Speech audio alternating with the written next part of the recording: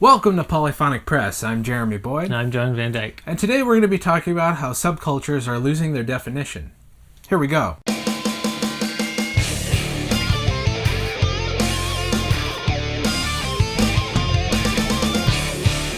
Alright, so this is a unique story that has come out, and you might not have noticed it because I didn't really notice it until I saw the article. Basically, what's happening is there are all these sort of different subgenres of music and subcultures that are going on. Some of them don't even have anything to do with music.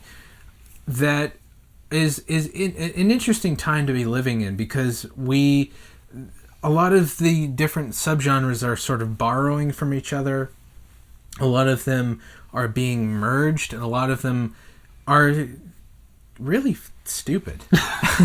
And how diplomatic of you. And well they are. I mean normcore, for example, yeah, is really dumb. Like it doesn't make any sense to me. Like I do understand why they're doing it. I just still think it's kind of, why would you do that? Yeah, I don't know. It's just But so anyway, but what used to be. Like in the 50s, you had the rock and roll kids. In the 60s, you had the mods and the hippies. The 70s, you had the punk kids. In the 80s, you had like synth guys or whatever. In the 90s, you had grunge. And that's really where it kind of ended. Mm. It kind of ended with grunge. Sort of. But you started to see things merging with really, since the internet has been around, since like 94, 95, around there. Yeah. Where you had groups... I remember the first time being on the internet and realizing there were other people who liked the same things that I like. We were weird. We were weird for our peer group for the most. Well, okay, at least for a while.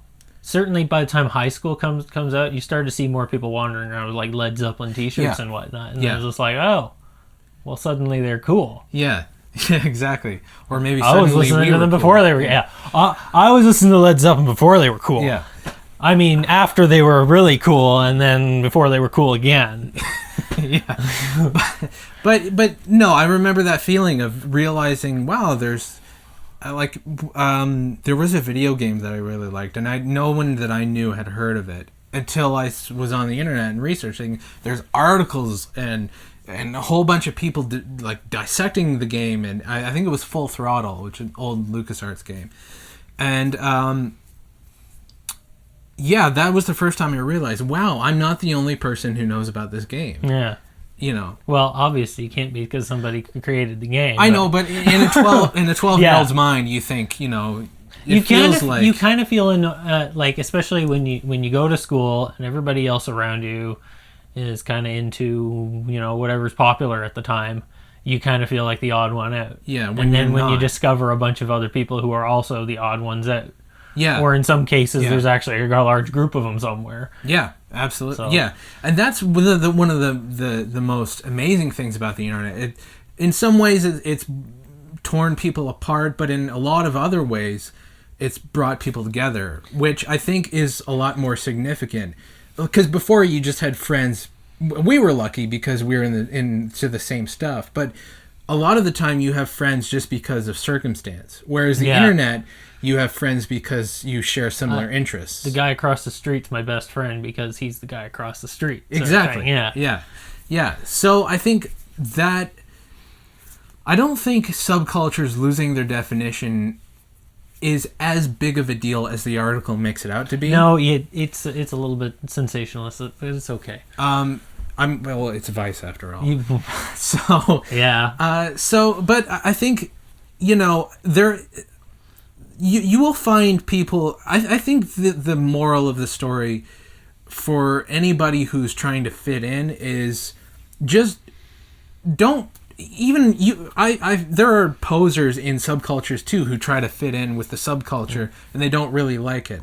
Most of these subcultures are kind of all lumped together under the hipster badge. Seems, so my advice, or what I try to live by, is just don't try to pretend to be something you're not. Just do the things that you like, and as long as you do that, you're gonna find people who share similar interests, and be genuine about it.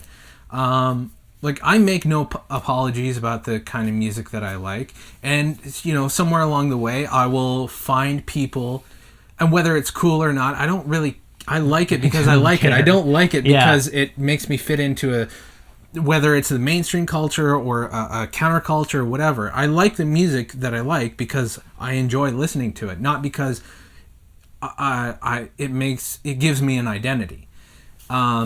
And even if it does give you an identity, the identity is almost like an afterthought. Right, exactly. Yeah. Oddly enough. Yeah.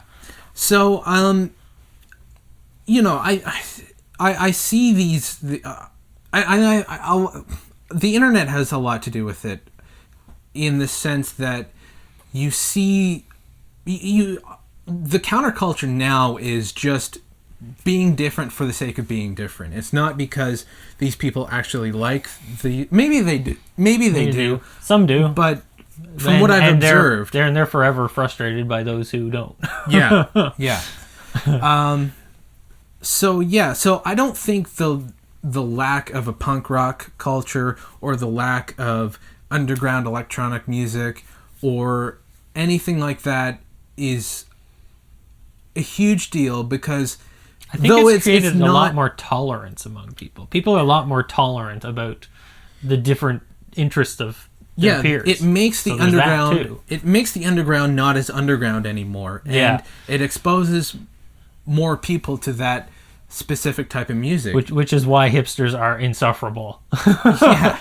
Hipsters are insufferable. Yeah. Because there is no underground, so when they find something that's underground, it doesn't stay underground, and they move on to the next thing, trying to keep with the underground that doesn't exist anymore. Yeah, exactly. So, but anyway, let us know your thoughts. Do you belong to a subculture, or do you a microculture? Or a microculture? Do you listen to a specific type of music because it gives you credibility, or do you just listen to music because you enjoy it? Let us know in the comments below. Be sure to subscribe so you know when we post new videos. You can check us out on Twitter and Facebook. Follow Jon on Twitter @FunkyDutch. And that's about it. I'm Jeremy Boyd. I'm John Van Dyke. Take it easy.